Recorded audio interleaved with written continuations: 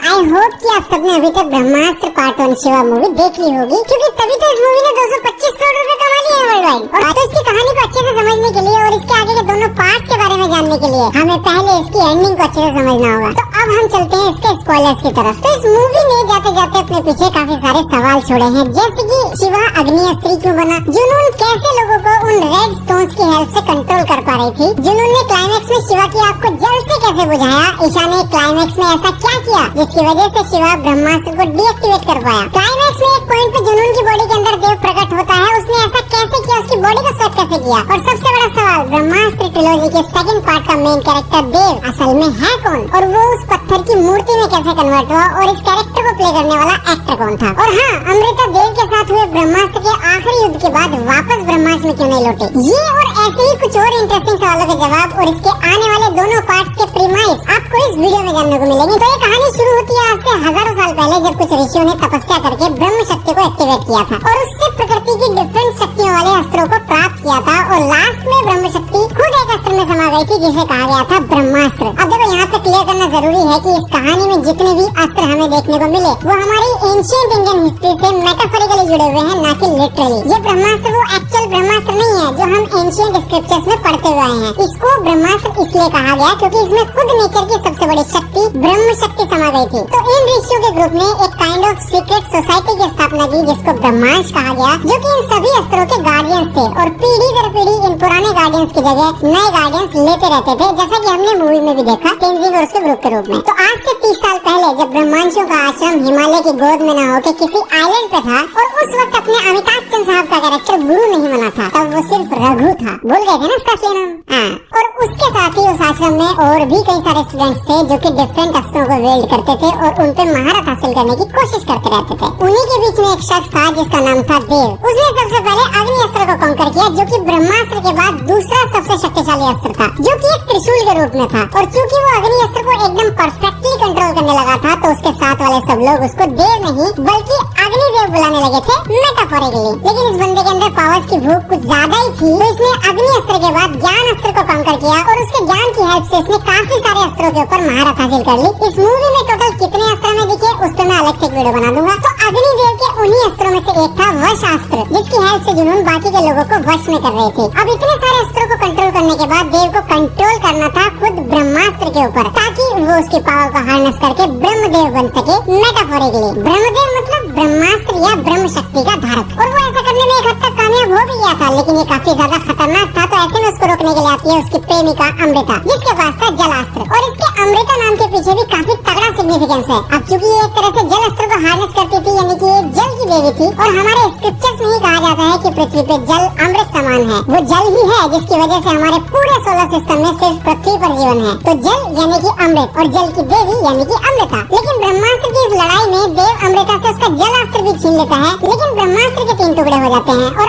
अब यहाँ पे आती है मेरी एक थ्योरी। अब चूंकि अमृता देव की प्रेमिका थी, तो वो सबकॉन्शियस लेवल पे कहीं न कहीं देव की इंटेंशंस के बारे में वाकिफ जरूर थी, इसलिए उसने भी चुपचाप मल्टीपल अस्त्रास को कंट्रोल करने की कोशिश शुरू कर दी। और जल अस्त्र के बाद उसने जो सबसे पहला अस्त्र कंट्रोल किया वो था पाषाण अस्त्र, जिसमें कि किसी भी चीज को पाषाण यानी कि पत्थर में बदलने की पावर थी। और उसी की हेल्प से उसने इस लड़ाई में देव को एक मूर्ति के रूप में परिवर्तित कर दिया, और उनकी इस लड़ाई में वो पूरा आइलैंड समुद्र में डूब गया, और उसी के साथ देव की वो मूर्ति भी वहीं दफन हो गई। फिर अमृता, जो कि उस वक्त प्रेग्नेंट थी, वो इस डर से कि कहीं कोई उसके बच्चे को देव का अंश समझ के उसको नुकसान पहुंचाने की कोशिश न करे, तो अमृता ब्रह्मांड से दूर एक आम जिंदगी बिताने के लिए दुनिया वालों के बीच लौटाती है। और ब्रह्मांड के लोग समझते हैं कि देव एंड अमृता दोनों ही मारे गए, और उनको वहाँ पे ब्रह्मास्त्र के 3 टुकड़ों में से 2 टुकड़े मिलते हैं, जिनको कि ऑब्वियसली 2 अलग अलग जगह पहुंचा दिया जाता है। लेकिन कहीं न कहीं अमृता के दिमाग में ये बात भी थी कि आज अगर देव के माइंड में ब्रह्मास्त्र को कंट्रोल करने का ख्याल आ सकता है, तो कल को किसी और के दिमाग में भी आ सकता है। और देव तो फिर भी कैपेबल था, अगर किसी उंतरू गुंतरू के हाथ ये ब्रह्मास्त्र लग गया तो मामला ज्यादा गड़बड़ा जाएगा। तो इसीलिए भी वो वापस ब्रह्मास्त्र नहीं लौटी, बल्कि अपने साथ ही ब्रह्मास्त्र का एक टुकड़ा लेती आई। और फिर कुछ समय बाद जन्म होता है शिवा का, और चूंकि उसका बाप देव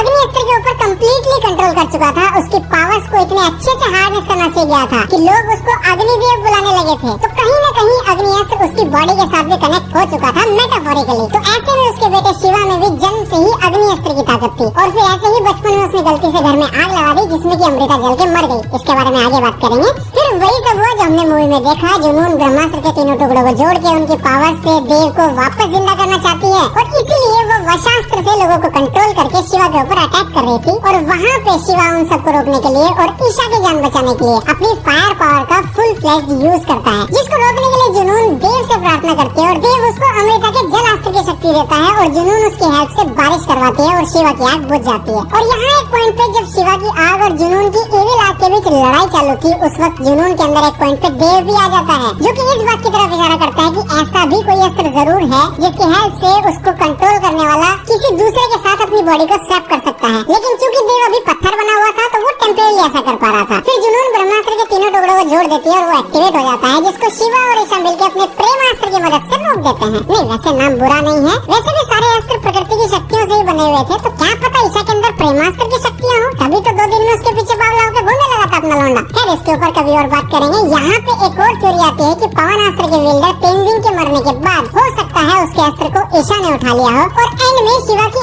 आग की पावर को अपनी हवा की पावर से और ज्यादा बढ़ा दिया हो और उन लोगों ने मिलकर ब्रह्मास्त्र को रोक लिया हो। और चूंकि इस मूवी में मेटाफोर का बहुत ज्यादा इस्तेमाल हुआ है, तो मेटाफोरिकली ये कहा गया कि प्रेम की शक्ति से ऐसा संभव हुआ। खैर, इसके बाद मामला शांत हो जाता है और लोग अपने घर चलने की तैयारी कर देते हैं कि पीछे से अमिताभ बच्चन साहब की आवाज आती है कि कहानी अभी खत्म नहीं हुई है। और हमें सॉर्ट ऑफ एक मिड क्रेडिट सीन में पता चलता है कि ब्रह्मास्त्र के एक्टिवेट होने और उसके डीएक्टिवेट होने के बीच में देव ने उससे इतनी एनर्जी हार्नेस कर ली थी कि वो अपने आप को उस पत्थर की मूर्ति से आजाद कर चुका था। और इसी के साथ पार्ट 1 एंड हो जाता है और यहीं से शुरू होगी कहानी पार्ट 2 देव की, जिसमें कि हमें देव की बैक स्टोरी जानने को मिलेगी, या यूं कहें कि ब्रह्मास्त्र की इस कहानी को देव के पॉइंट ऑफ व्यू से जानने का मौका मिलेगा, एक सॉर्ट ऑफ विलन के पर्सपेक्टिव से। और पार्ट 2 के एंड में हमें फिर से अमृता के दर्शन होंगे, जो कि मरी नहीं है, जिंदा है। और पार्ट 3 में हमें अमृता की स्टोरी जानने को मिलेगी और उसका एंड आते आते वही होगी जो देव को एक बार फिर से हरा देगी, और इस बार पूरी तरह। और इस लड़ाई में शायद वो दोनों ही पूरी तरह से मारे जाएंगे और उस वक्त तक अपना शिवा फायर पावर को पूरी तरह से हार्नेस करके उसके ऊपर कंट्रोल करना सीख जाएगा बिना किसी बटन के। और इस तरह से हमें मिलेगा अस्त्रावर्ष का अपना खुद का